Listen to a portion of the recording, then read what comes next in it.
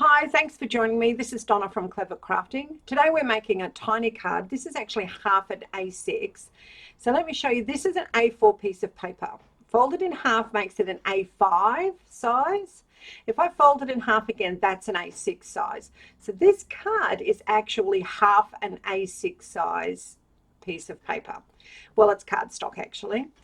Now these are the card fronts that I've cut to go on it, and I've actually cut those the same size. So I've cut an A4 in half, then half again, then half again, and it actually ended up with 8 small pieces that I can use for the front of my cards. I am going to trim them down later, but excuse me, but that's what we're starting with. Now this is just a piece of scrap cellophane that some of my stamps came in, and I've got a spray bottle. So we are going to engage in what is technically known as the smushing technique. So all I'm doing today is I am just putting some ink down on my cellophane. So this is Distress Oxide, and I believe that's pine needles because I'm running with a Christmas theme today. And I'm just using my spray bottle to spray some water on it. I'm grabbing my cardstock. Now this is actually 250 GSM cardstock. It's not watercolor cardstock, and I just plonked it on there quickly. And you can see that that leaves a lovely green swoosh of ink, which will be the background of our card. And now I'm just going to do it again. So I haven't added any extra water, and I've added some more. Now with this, I can actually then just keep sticking my card front onto my cellophane and picking up more of that color. If you don't have these inks, it doesn't have to be Distress Oxides at this point. It can be any other dye inks. It can be a felt pen that you've scribbled on the paper and sprayed water on it. It can be just the ink droppers. It can be the re-inkers. It can be paint. You can actually use anything for coloring on this using this technique. So what I've done here is I just put some Distress Oxide cracked pistachio down, and now the pine needles as well. So this time I've got 2 shades of the green, and I'm just going to spray it. This was so much fun. I can't even begin to tell you. Honestly, I just spent so long doing this. I had to cut most of it out. I made so many. We do see a pile of the ones that I've made, and that wasn't even all of them. So you can see that I've just, swooshed that down, and that looks lovely. And now I'm going to do it again. Swoosh it on again. So I actually did this. I made some green bases and I made some red bases, and I'm going to mix those 2 colors together later, but I didn't want them to go brown, but you'll see what I'll do when I get to there. So, and you can literally just keep picking up the color until you're happy. So I kept going along. I didn't show you me making the reds or the other greens or anything, but I just skipped to this section where I'm using 3 colors. So I've used the mustard seed and worn lipstick and seedless preserves. Now I should have used a brighter color, maybe festive berries in the center there, but that's okay, or candied apple even.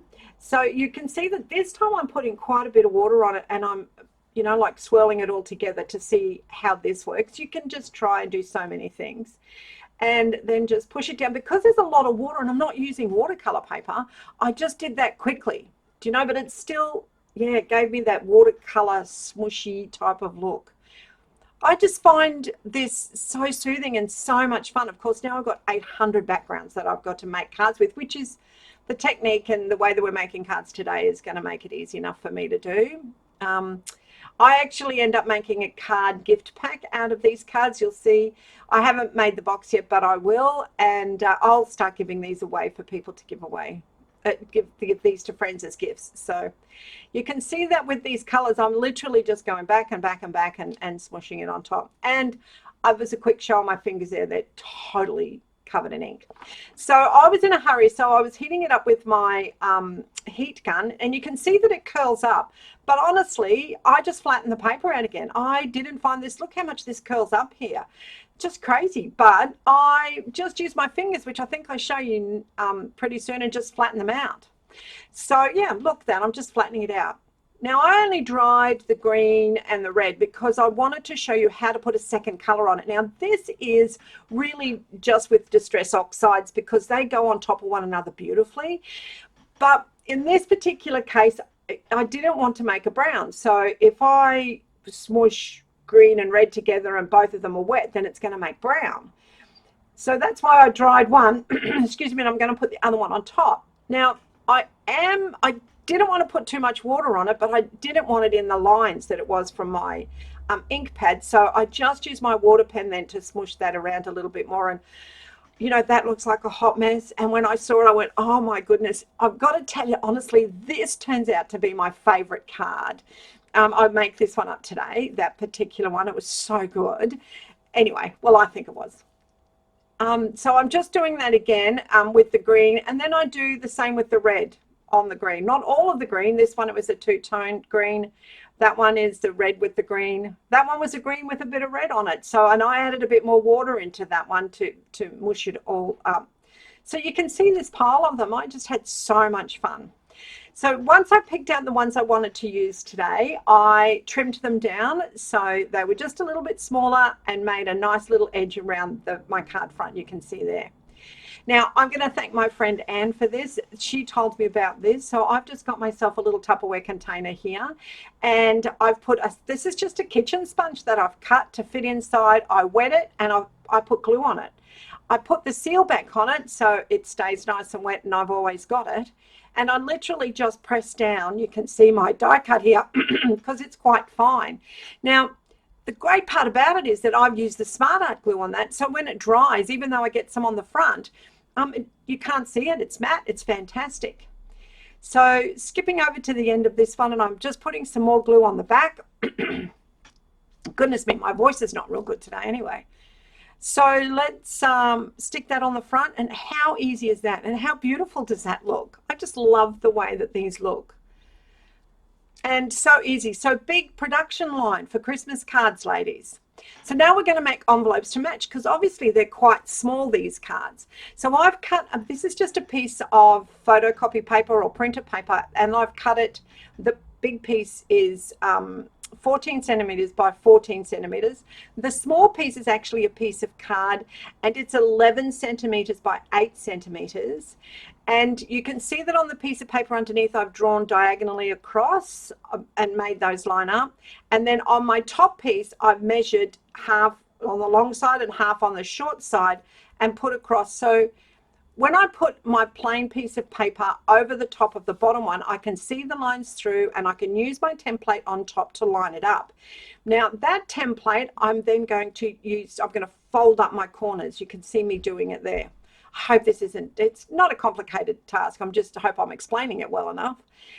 And this is going to make our envelope.